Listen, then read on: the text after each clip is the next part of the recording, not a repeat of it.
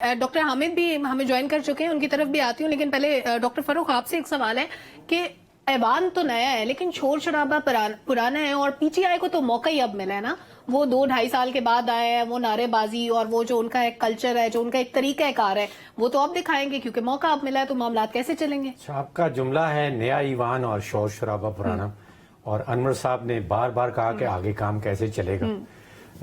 دیکھیے، اگر یہ لوگ جو الیکٹ ہو کے آئے ہیں، جو ہمارے ووٹوں سے الیکٹ ہو کے وہاں پہ بیٹھے ہیں، اگر یہ اسی طرح چلتے رہیں گے تو پھر یہ ملک کی فیصلہ سازی سے مکمل طور پہ ارریلیونٹ ہو جائیں گے، ان کا تعلق نہیں رہے گا۔ دیکھیے، ایک بہت بڑی، آپ نے کہا پرانا شور شرابہ نیا ایوان، ایک بہت بڑی تبدیلی آئی جس کو ہم شاید اگنور کر دیتے ہیں، وہ آئی تھی جون 2023 میں، جب قانون سازی ہوئی تھی اور ایس آئی ایف سی کو اسٹیبلش کیا گیا تھا۔ ایس آئی ایف سی، یس۔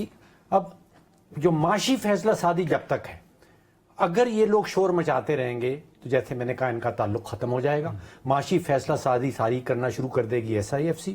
یہ لوگ اپنے الیکشن لڑتے رہیں، اپنے شور مچاتے رہیں اور ہنگامہ آرائی کرتے رہیں، فیصلہ سازی چلی جائے گی ایس آئی ایف سی کے پاس۔ بالکل ٹھیک ہے۔ آلریڈی ہم نے دیکھا کہ جب ایف بی آر میں اصلاحات کا معاملہ پھنس گیا، ایوان کچھ نہیں کر سکتی، وزراء کی کابینہ کچھ نہیں کر سکی، تو معاملہ چلا گیا ایس آئی ایف سی کے پاس۔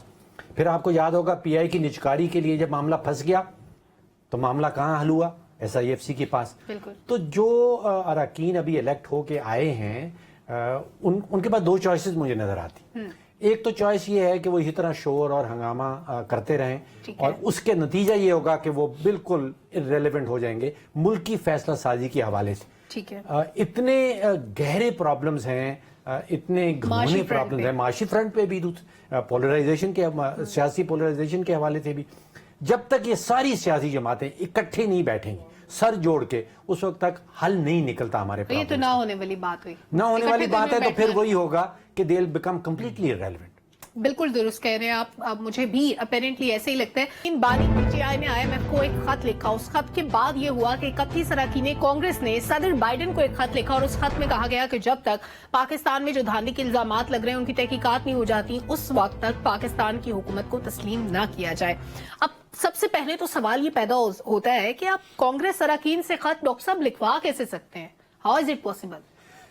آپ کو آسان نسخہ بتاتا ہوں، وہاں پہ خط کس طرح لکھے جاتے ہیں۔ دیکھیے، 535 ممبر ہیں ان کے کانگریس کے، ٹھیک ہے، اور وہاں پہ اندازہ کیجئے ہر 2 سال ان کا الیکشن ہوتا ہے۔ ہمارے یہاں 5 سال کے بعد ایم این اے کا الیکشن ہوتا ہے، اور آپ سوچئے ان کی جیبیں خالی ہو جاتی ہیں، بڑا پیسہ چاہیے۔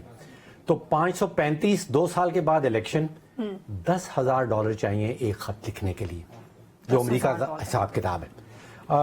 6.5 لاکھ پاکستانی رہتے ہیں امریکہ کے اندر، آپ کو $10,000 اور اس حلقے کے اندر تقریباً 100 پاکستانی یہ وہ خط کی ووٹرز، کاپی بھی ہم دکھا رہے ہیں جو صدر بائیڈن کو لکھا گیا۔ 100 پاکستانی ووٹرز یا 100 ووٹرز اور $10,000، یہ چاہیے آپ کو ایک کانگریس مین سے خط لکھوانے کا، یہ قیمت ہے۔ تو جو بھی یہ پورا کر دے وہ خط لکھا جاتا ہے۔ اور ان کے لیے یہ آسان تھا؟ آپ سوچئے کہ 4 لابنگ فرمز بیٹھی ہیں، 6.5 لاکھ پاکستانی وہاں بیٹھے ہیں، اس میں سے آپ نے کچھ اکٹھے کرنے ہیں، $10,000 آپ نے اکٹھے کرنے ہیں، اور ایک خط نکل جائے گا۔ اچھا، اب اس کا خط کا اثر کیا ہوگا؟ دیکھیے، خارجہ پالیسی جو ہے، وہ یہ جو خط لکھنے والے ہیں وہ یہ نہیں بناتے۔ خارجہ پالیسی بنتی ہے اسٹیٹ ڈپارٹمنٹ میں، خارجہ پالیسی بنتی ہے اسٹیٹ ڈپارٹمنٹ کے اندر وائٹ ہاؤس کی نگرانی میں۔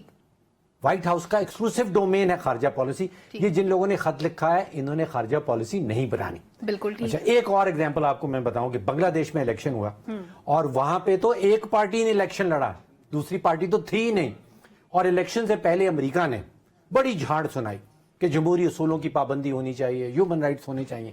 اب کیا حال ہے؟ دیکھیے، امریکہ چلتا ہے، اس اصول کو کہتے ہیں ڈی فیکٹو ریکگنیشن، کہ جی وہ الیکشن ہو گیا، اب نئی حکومت آ گئی، اب ہم نے اس حکومت کے ساتھ کام کرنا ہے، اب پرانی باتیں ختم۔